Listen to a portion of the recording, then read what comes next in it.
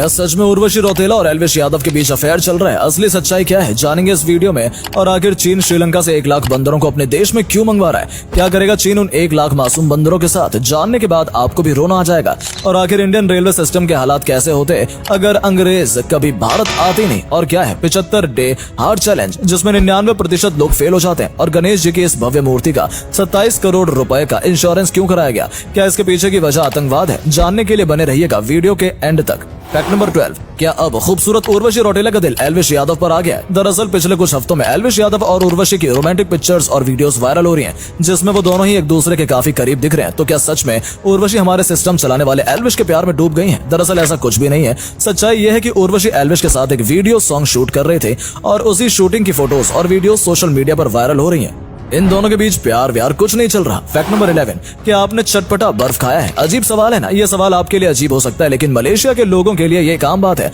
वहाँ बर्फ के टुकड़ों को भूनकर उस पर अलग अलग तरीके के मसाले लगाकर इसे बेचा जाता है और ये डिश मलेशिया में इतने बड़े स्केल पर बेची जाती है कि उसकी सिर्फ 500 ग्राम की कीमत 1200 इंडियन रुपीज है। फैक्ट नंबर 10, क्या होता अगर अंग्रेज कभी भारत में ट्रेन लाते ही नहीं? भारत में आज रेल व्यवस्था कैसी होती?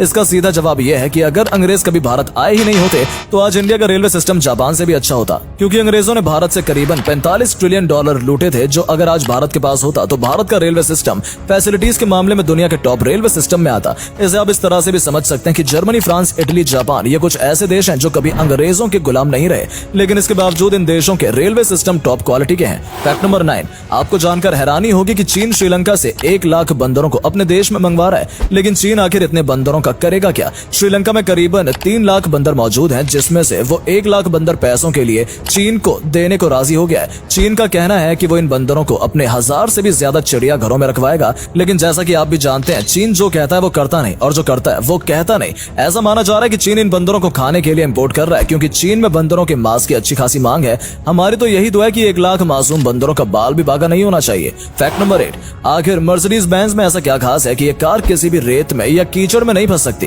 दरअसल इस कार में जंपिंग मोड नाम का एक ऐसा फीचर मौजूद है जो इसे किसी भी रेत या कीचड़ से आराम से बाहर निकाल देती है। इस वीडियो में आप देख सकते हैं कि ये कार कैसे जंप कर रही है। फैक्ट नंबर 7, इस वीडियो में कई मुस्लिम विशाल समुद्र के बीच जहाज पर नमाज पढ़ते हुए दिख रहे हैं। माशाल्लाह, ये नजारा देखकर आज यकीन हो गया कि हमारे मुस्लिम भाई किसी भी परिस्थिति में अपनी नमाज नहीं छोड़ते। इसे कहते हैं अल्लाह का असली इबादत। फैक्ट नंबर 6, क्या सिर्फ एक हेलीकॉप्टर की मदद से दुनिया के एक कोने से दूसरे कोने तक पहुंचा जा सकता है, और वो भी सिर्फ 12 घंटों में? जैसा कि आपको पता है कि हमारी पृथ्वी बहुत तेजी से घूम रही है, और इसलिए अगर हम एक हेलीकॉप्टर में बैठकर हवा में सिर्फ एक ही जगह पर उड़ते रहेंगे तो खुद ही 12 घंटे बाद दुनिया के दूसरे कोने पर पहुंच जाएंगे। लेकिन क्या ये सच है? पॉसिबल भी है? दरअसल प्रैक्टिकली ये इम्पॉसिबल है, क्योंकि इनर्शिया की वजह से पृथ्वी जिस स्पीड से रोटेट कर रही है, हम भी पृथ्वी के साथ उसी स्पीड से रोटेट कर रहे हैं, यानी कि हमारी और पृथ्वी की रिलेटिव वेलोसिटी 0 है। इसलिए आप चाहे हेलीकॉप्टर में बैठकर कितने भी दिन हवा में रहें, फिर भी आप अब जब लैंड करेंगे तो वहीं के वहीं रहेंगे। फैक्ट नंबर 5,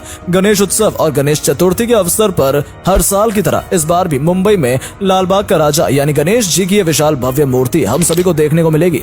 इसे देखते ही दिल खुश हो जाता है, लेकिन लालबाग के राजा को देखने के लिए अनगिनत लोगों की भीड़ हर साल जमा हो जाती है, और इसलिए इस मूर्ति को गलती से कोई नुकसान भी पहुंच सकता है। यही वजह है कि इस बार लालबाग के राजा का 26.54 करोड़ रुपए का इंश्योरेंस कराया गया है। इस इंश्योरेंस में कई चीजें कवर की गई हैं, जैसे मूर्ति को आग लगना, चोरी होना, टेररिज्म। हम प्रार्थना करते हैं भगवान गणेश जी की ये भव्य मूर्ति आजीवन सुरक्षित रहे। फैक्ट नंबर 4, आखिर डॉम्स की पेंसिल्स ने ऐसा क्या जादू किया था कि अब लगभग सभी बच्चों के दिल में नटराज और अप्सरा की पेंसिल की जगह पर डॉम्स पेंसिल राज करती हैं। आज डॉम्स इंडस्ट्रीज 4000 करोड़ की कंपनी बन चुकी है। आपको जानकर हैरानी होगी कि डॉम्स ने पेंसिल प्राइवेट लिमिटेड ने सिर्फ 500 करोड़ का रेवेन्यू किया था। तो चलिए जानते हैं कि आखिर डॉम्स ने ऐसा क्या मार्केटिंग षड्यंत्र रचा था। दरअसल डॉम्स जब 2005 में लॉन्च हुआ तो पहले से मौजूद पेंसिल से कम्पीट करना बहुत मुश्किल था, लेकिन डॉम्स ने बाकी कंपनीज को पछाड़ने के लिए मनी गेम की जगह क्वालिटी गेम खेला। डॉम्स की पेंसिल्स बाकी पेंसिल्स की कीमतों में ही लॉन्च हुई, लेकिन इसकी क्वालिटी मार्केट में मौजूद बाकी पेंसिल से काफी अच्छी थी, क्योंकि डॉम्स की पेंसिल को वेल ट्रीटेड और हाई क्वालिटी वुड से बनाया जाता था।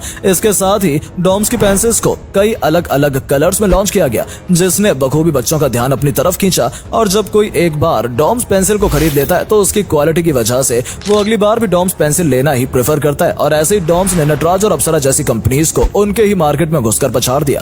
फैक्ट नंबर 3, क्या आपको पता है कि ट्रेन के कि लोकोमोटिव में कोई भी टॉयलेट नहीं होता, तो आखिर फीमेल लोको पायलट को जब इमरजेंसी आती है तो वो इस सिचुएशन में कैसे सामना करती होंगी। अगर मेल लोको पायलट की बात करें तो लड़के तो कभी भी कहीं भी मूत्र विसर्जन कर सकते हैं, इसलिए असली दिक्कत तो महिला लोको पायलट के साथ होती है। दरअसल लोकोमोटिव में टॉयलेट की सुविधा न होने की वजह से female loco pilot sanitary napkin का इस्तेमाल करती हैं और कई फीमेल पायलट पानी पीना कम कर देती हैं ताकि उन्हें पेशाब ना लगे। एक लोको पायलट कम से कम 10 से 12 घंटे एक यात्रा के दौरान लोकोमोटिव में रहता है और इस पूरे यात्रा के दौरान वो टॉयलेट तक नहीं जा सकते, जो कि सच में एक बहुत बड़ी समस्या है। इसके बारे में आपका क्या कहना है, कमेंट में जरूर बताइएगा। फैक्ट नंबर 2, भारत में हर एक शादी में एवरेज 10 लाख से 5 करोड़ रुपए खर्च किए जाते हैं और सिर्फ एक दिन में शानो शौकत दिखाने के लिए कई माँ बाप वर्षों के लिए कर्जदार बन जाते हैं। लेकिन फिर इंडियंस शादी में इतना खर्चा करते क्यों है? दरअसल शादी किसी भी फैमिली या घर के लिए एक बहुत इंपॉर्टेंट दिन होता है और वो दिन यादगार बना रहे, इसलिए कई लोग शादियों में बेफिजूल के खर्चे करते हैं। इसके अलावा एक सिंगल इंडियन वेडिंग में हजारों लोगों को दावत दी जाती है, जिस वजह से लोगों के खाने पीने के इंतजाम में ही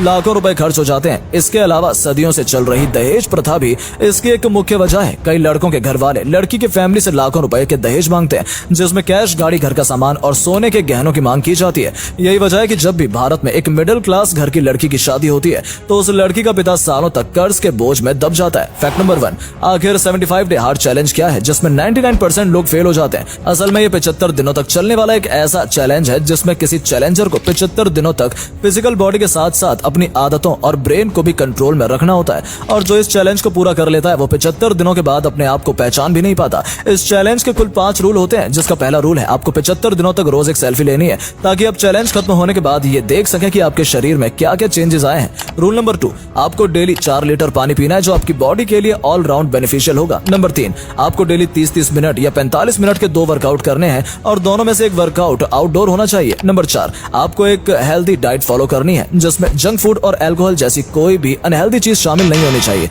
नंबर 5, आपको रोज कोई भी नॉन फिक्शन बुक पढ़ना है। आप अपनी मर्जी से कोई भी बुक पढ़ सकते हैं, बस शर्त इतनी है कि उस किताब से आपका ज्ञान बढ़ना चाहिए।